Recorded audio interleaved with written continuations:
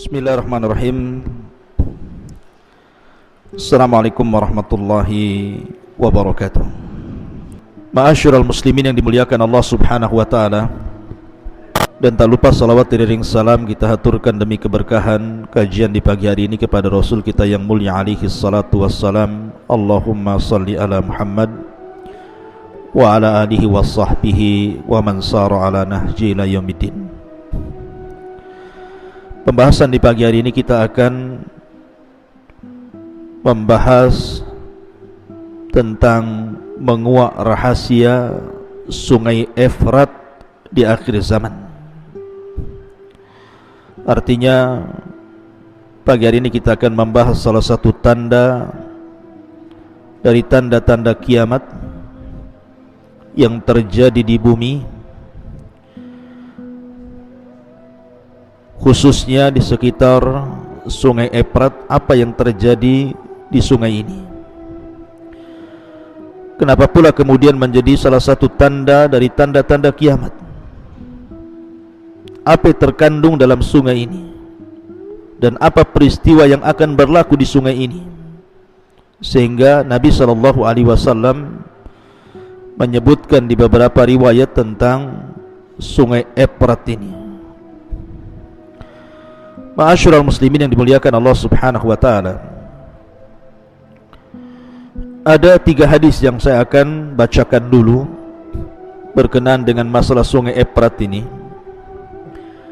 Baru kemudian kita akan bentangkan penjelasannya. Hadis yang pertama dikeluarkan oleh Imam Al-Muslim di dalam sahihnya dari sahabat Abi Hurairah radhiyallahu an, anna Nabiy sallallahu alaihi wasallam qala la taqumus sa'atu hatta yuhsarul furatu an jabalin min dhahabin yaqtatilun nas alaihi fayuqtalu min kulli mi'atin tis'atun wa tis'un wa yaqulu kullu rajulin minhum la'alli akuna ana alladhi anju. Kata Nabi SAW dari Abu Hurairah radhiyallahu an, kiamat tidak akan terjadi sampai Sungai Efrat mengering hingga muncullah gunung emas di dalamnya. Manusia pun saling membunuh untuk mendapatkannya. Dari setiap 100 orang yang memperebutkan gunung emas itu, akan terbunuh 99 manusia dan tersisa 1. Setiap orang dari mereka mengatakan, mudah-mudahan akulah orang yang selamat itu. Ini hadis pertama, riwayat Muslim. Hadis yang kedua masih riwayat Muslim, dari Ubay bin Ka'ab radhiyallahu an qala, dia mengatakan, la yazalun nas mukhtalifatu a'naqihim fi talabid dunya.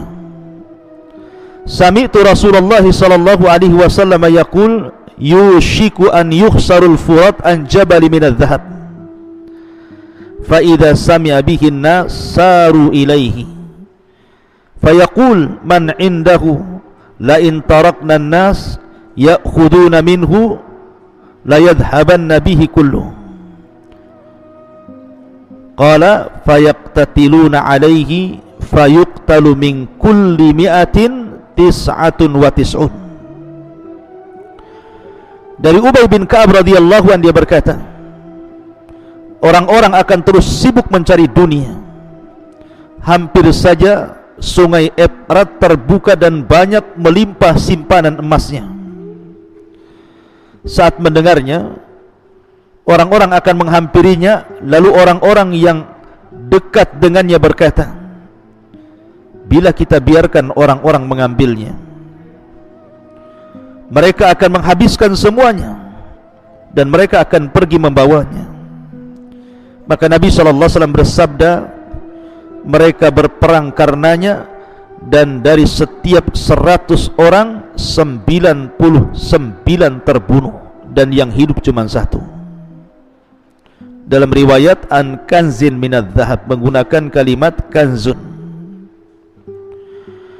Kemudian hadis yang ketiga, hadis ini keluarkan Imam Tirmidzi dari Abi Hurairah radhiyallahu an qala Rasul sallallahu alaihi wasallam yushikul furat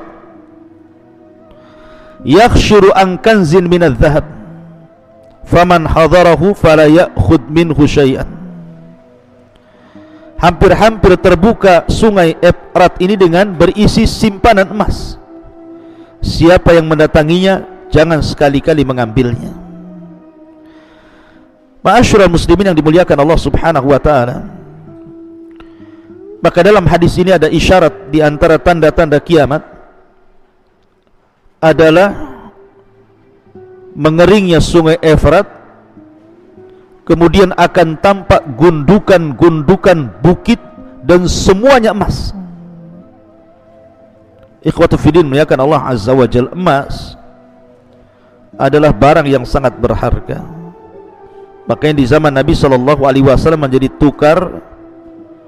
menukar dalam jual beli dirham atau dinar, karena memang emas itu barang yang sangat dicari manusia, dan sampai hari ini emas itu harganya mahal. Lah di akhir zaman, maka Allah Subhanahu wa taala akan memfitnah manusia dengan cara menampakkan satu gunung berupa emas ketika mengeringnya sungai Efrat. Maka di sini Nabi sallallahu alaihi wasallam mengatakan hatta yakhsiral furatu an jabali dhahab, hatta yakhsiral furatu an jabalin minadz dhahab, sampai-sampai ketika mengeringnya sungai Efrat itu akan muncul bukit emas, dan dari situ manusia akan terfitnah sehingga siapapun yang mendekatinya pasti akan melakukan peperangan demi memperebutkannya. Ma'asyiral muslimin yang dimuliakan Allah Azza wa Jalla, makanya Nabi SAW melarang. Dalam hadis yang ketiga yang saya tadi baca, yushikul furat yakhsiru an kanzin minadz zahab faman hadarahu fala ya'khudhu minhu syai'an. Hampir-hampir terbuka Furat dengan berisi simpanan emas untuk kalian. Siapa yang mendatanginya, jangan sekali-kali mengambilnya, karena dia tidak akan selamat. Dia akan menjadi pembunuh atau dia orang yang dibunuh. Karena Nabi SAW mengisyaratkan perang itu dahsyat. Jadi perang yang akan memperebutkan bukit emas yang ada di sungai Efrat itu sangat dahsyat sekali. Saking dahsyatnya sampai-sampai Nabi SAW mengatakan fayaqtatiluna alaihi fayuqtalu min kulli mi'atin tis'atun wa tis'un. Maka mereka akan saling menyerang demi memperebutkan emas itu, sehingga dari 100 orang 99 terbunuh dan 1 yang selamat. Saking dahsyatnya peperangan itu. Dan itu yang akan terjadi di akhir zaman. Ada yang kemudian berusaha untuk mentakwil tentang kalimat Jabal minadz zahab ini, bukit dari emas ini, bahwa yang diperebutkan itu bukan emas katanya, bahwa yang diperebutkan dalam hadis itu adalah migas, artinya tambang-tambang yang keluar dari lautan. Maka tentu penakwilan ini tidak benar. Pertama, bagaimanapun hadis Nabi SAW tegas mengatakan Jabal min zahab, artinya bukit atau gunung dari emas. Adapun minyak bumi secara hakikatnya bukan emas, kan gitu. Emas, minyak bumi gitu. Karena emas adalah barang tambang yang sudah kita kenal, begitu juga minyak bumi. Dan Rasul menyebutnya Jabal, gunung dari emas, tidak menyebutnya dengan sebutan butrul atau yang lainnya gitu ya. Kemudian yang kedua, Nabi SAW menyebutkan kalimat ma'un nahri yakhsiru an jabalin minadz zahab. Nabi SAW menghabarkan Di sini sungai yang akan mengering lalu tampak muncul gunung emas tersebut sehingga bisa dilihat manusia. Adapun minyak bumi tidak bisa dilihat manusia kecuali diambil dari perut bumi ataupun diambil dari perut lautan. Maka ini juga menolak bahwa mentakwil makna kepada makna yang lain. Kemudian yang ketiga, Nabi SAW mengatakan khassal, ataupun anna Nabi SAW mengatakan khassal furat bihada duna ghairi minal bihari wal anhar. Nabi SAW mengkhususkan sungai Efrat ini saja tanpa menyebutkan sungai atau lautan yang lainnya. Sementara tambang itu kan ada di semua lautan, ada di semua bumi, tapi di sini dikhususkan dengan kalimat Efrat, berarti hanya di Efrat saja. Dan yang terakhir, Nabi SAW akhbar anna an-nas sayaqtatiluna inda hadzal kanzi. Nabi SAW menghabarkan bahwa manusia akan saling bunuh-membunuh untuk memperebutkan simpanan ini. Kenyataannya ini tidak terjadi kepada masalah cadangan minyak. Ya ada perang, tetapi ada juga yang tidak perang gitu ya. Tapi di sini nasnya manusia berperang. Dari sini menunjukkan bahwa kita hanya memahami zahirnya hadis, emas ya emas, gunung emas ya gunung emas. Jangan diartikan bitrul, hasil bumi, minyak bumi dan begitu seterusnya. Maka kita beriman dengan lafadznya. Baik, kita akan berbicara terkait dengan sungai Efrat yang disebutkan dalam hadis ini. Sebenarnya apa makna kalimat furat? Ada yang mengatakan furat itu artinya sebuah sungai yang ada di Kufah. Di akhir zaman sungai ini akan mengering dan akan tampak gunung emasnya dan akan diperebutkan manusia. Sebagian para ulama mengatakan furat itu artinya lautan. Lautan itu akan mengering kemudian nampak gunung emasnya. Ada juga yang mengatakan bahwa furat adalah air yang rasanya sangat tawar sekali yang ada di telaga Efrat itu. Artinya bahwa pendapat yang kuat wallahu alam, ya, yang dimaksud sungai Efrat di sini ya sungai Efrat. Yang sungai ini terletak di Kufah. Ada yang mengatakan di tempat yang lainnya, tetapi ma'ruf yang namanya sungai Efrat. Di sungai Efrat Anda bisa lihat di Google, tulis saja sungai Efrat di mana gitu ya. Ma'asyiral muslimin yang dimuliakan Allah Subhanahu wa taala, bicara tentang sungai Efrat,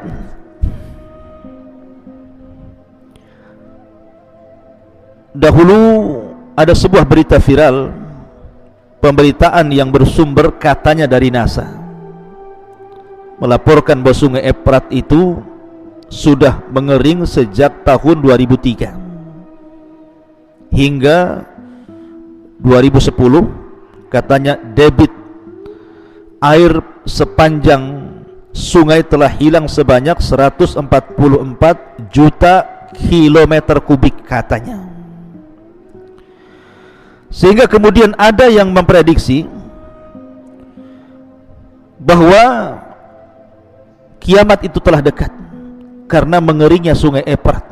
Bayangkan 144 juta kilometer kubik itu cukup banyak. Walaupun faktornya itu kan macam-macam. Mungkin faktornya terbawa tanah ke bawah. Ada juga yang mengatakan karena ada pemanfaatan air di sungai Efrat untuk kebutuhan PLTA dan yang lainnya. Intinya bahwa dulu sempat terdengar berita seperti itu, bahwa penelitian NASA bahwa sungai Efrat itu mengering. Nah, seperti itu. Sehingga kemudian pertanyaan yang muncul kepada kita, bahwa dalam hadis Nabi SAW dijelaskan yakhsiru al-furat, mengeringnya sungai Efrat, kemudian anjabalin minadz zahab, kemudian munculnya gunung emas. Apakah yang dimaksud hadis ini ketika kita melihat bahwa sungai Efrat itu sudah mengering, berarti tanda-tanda itu sudah akan muncul. Artinya apakah mengeringnya sungai Efrat itu yang menjadikan mantuk daripada hadis ini, ataukah yang lainnya? Karena ada orang yang kemudian mengait-ngaitkan dengan keringnya sungai Efrat itu dengan tanda-tanda kiamat, bahwa telah dekat akan muncul tanda-tanda kiamat besar. Maka kalau kita perhatikan, sebenarnya yang menjadi pokok inti dari hadis ini bukan masalah mengeringnya sungai Efrat, tetapi Nabi SAW hendak mencegah pertikaian banyak orang yang hendak memperebutkan gunung emas itu sebenarnya. Jadi bukan karena sungai itu mengering atau tidak mengering. Maka dari itu Rasulullah SAW mencegah jangan adanya pertikaian dengan melarang barang siapa yang mendekatinya maka jangan mengambilnya, sebagaimana hadis riwayat Tirmidzi tadi. Dan ini kita bisa lihat perkataan daripada Al-Imam Al-Mubarakfuri. Dia mengatakan bahwa inti daripada hadis tersebut mencegah terjadinya pertikaian dan kehancuran akibat saling membunuh, sebagaimana isyarat daripada hadis Nabi SAW an Abi Hurairah radhiyallahu anhu qala Rasul sallallahu alaihi wasallam taqiul ardu afladha kabidiha amthala al-ustuwani min adh-dhahabi wal fiddati fayaji'ul qatil fayaqulu fi hadha qataltu wa yaji'ul qati' fayaqulu fi hadha qata'tu wa yaji'us sarik fayaqulu fi hadha quti'at yadi thumma yada'unahu fala ya'khuduna minhu syai'an. Dari Abu Hurairah radhiyallahu anhu, Nabi bersabda, kelak bumi ini akan mengeluarkan semua isi perut semisal tiang dari emas dan tiang dari perak. Lalu akan datang seseorang membunuh seraya berkata, karena emas inilah aku membunuh. Lalu datang pula orang-orang yang memutuskan tali silaturahim karena dunia dan berkata, karena emas inilah aku memutuskan silaturahim. Menunjukkan bahwa harta tidak kenal saudara. Mana ada harta kenal saudara? Berapa banyak saudara berkelahi gara-gara warisan kan gitu. Lalu datang pula seseorang pencuri seraya berkata, karena benda inilah tanganku dipotong. Kemudian mereka semua meninggalkannya begitu saja dan tidak mengambilnya sedikit pun. Hadis ini dikeluarkan Imam Muslim. Ini menunjukkan bahwa tanda-tanda kiamat itu bukan terletak pada mengeringnya sungai Efrat, melainkan adanya perebutan harta dari perut bumi yang membuat banyak orang berperilaku buruk seperti mencuri, membunuh, memutus silaturahim. Maka kalau seandainya bisa disingkat, maksud hadis ini adalah larangan untuk berebut sesuatu yang bukan hak milik kita. Itu yang dimaksud Nabi SAW, bukan masalah mengering sungai Efrat ataukah tidak mengeringnya. Tetapi di sini substansinya adalah karena di situ ada bukit emas, manusia akan memperebutkannya, kemudian saling membunuh. Bahkan Rasul menyebutkan dari 100 orang itu yang selamat cuma 99 orang akan mati. Ya.